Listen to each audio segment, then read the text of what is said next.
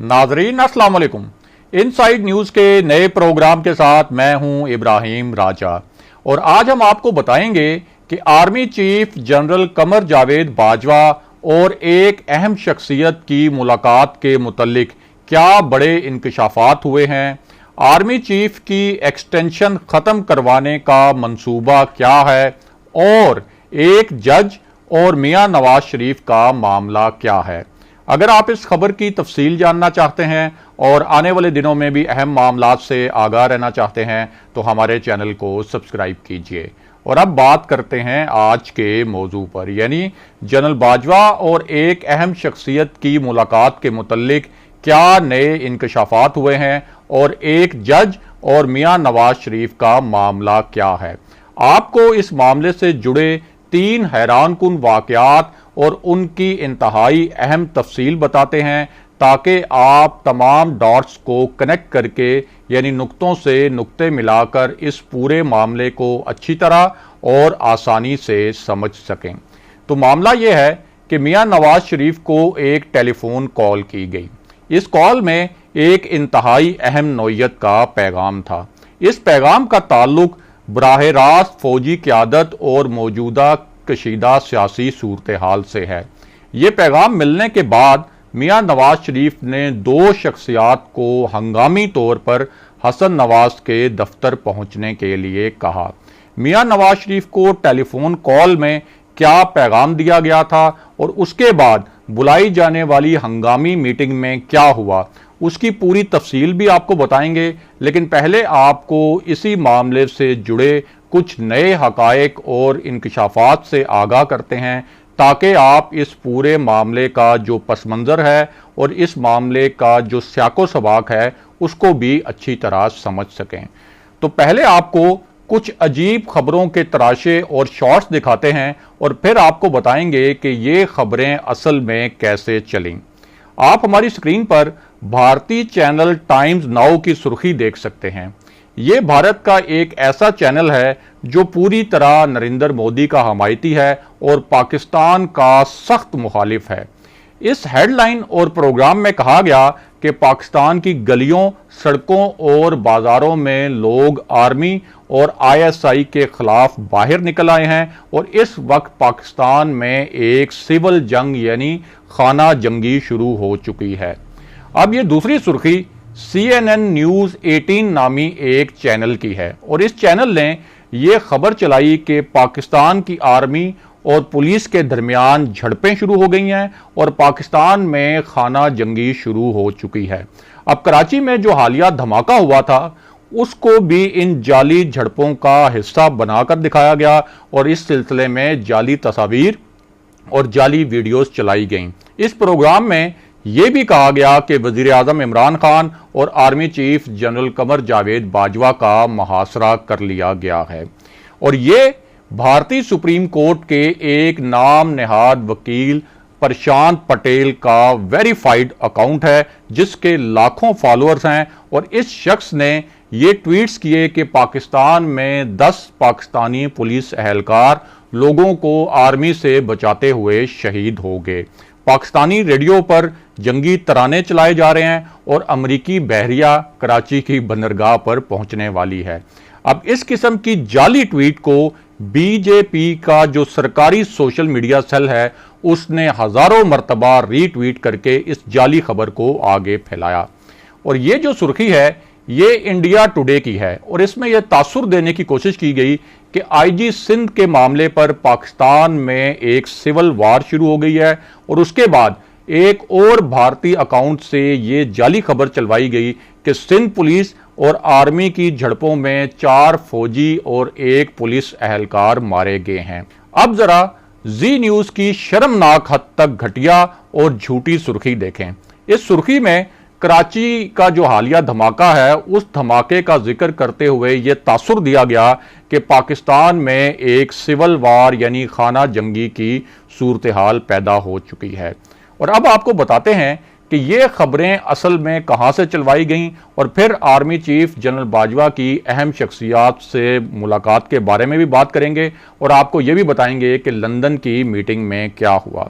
तो मामला यह है कि पाकिस्तान में सिविल जंग या खाना जंगी के बारे में जो खबरें हैं वो बराह रास्त भारत के सरकारी मीडिया सेल से चलवाई गईं। इस सेल का कंट्रोल बराह रास्त मोदी हुकूमत के पास है और ट्विटर तो एक तरफ, फेसबुक तो एक तरफ, भारतीय हुकूमत ने जो भारत के मेन स्ट्रीम मीडिया चैनल्स हैं उनसे भी कहा कि पाकिस्तान के मुतल्लिक ये झूठी खबरें चलाई जाएं और इसका एक बहुत ही खास मकसद था। और वो मकसद ये था कि भारतीय चैनल्स अरब खित्ते, यूरोप और अमेरिका में भी देखे जाते हैं और यूं इन तमाम खित्तों में और इन तमाम ममालिक में पाकिस्तान का तासुर खराब करने की कोशिश की गई कि पाकिस्तान में इस वक्त एक खाना जंगी शुरू हो चुकी है। इससे आप अंदाज़ा लगा सकते हैं कि पाकिस्तान की मौजूदा सूरत हाल में भारत किस किस्म की घिनौनी साजिशें कर रहा है। और अब बात करते हैं कि लंदन में होने वाली मीटिंग और जनरल बाजवा के मामले पर। तो आपको बताएं कि इस मीटिंग से पहले मियां नवाज शरीफ ने सहाफ़ियों के सवालात पर दो हैरानकुन जवाबात दिए। एक सहाफ़ी ने उनसे सवाल किया कि परवेज़ मुशर्रफ ने भी आपके पाकिस्तान जाने पर पाबंदी लगाई थी और अब भी आपको उसी किस्म की सूरत हाल का सामना है, तो इस पर आप क्या कहेंगे। अब इस पर मियां नवाज शरीफ ने जवाब दिया कि मुशर्रफ की पाबंदियों के बावजूद बिल आखिर मैं पाकिस्तान पहुंच गया था और उसके बाद वज़ीर आज़म भी बना और आप देखेंगे कि एक बार फिर वही नतीजा निकलने वाला है। यानी उन्होंने यकीन जाहिर किया कि वो एक मरतबा फिर वज़ीर आज़म बनने वाले हैं। उसके बाद एक सहाफ़ी के सवाल पर उन्होंने इल्ज़ाम लगाया कि पाकिस्तान की एजेंसियां पिछले 3 साल से बराह रास्त नैब को चला रही हैं। आईजी सिंध एक जिम्मेदार शख्सियत हैं और उनका एहतजाज जायज़ है।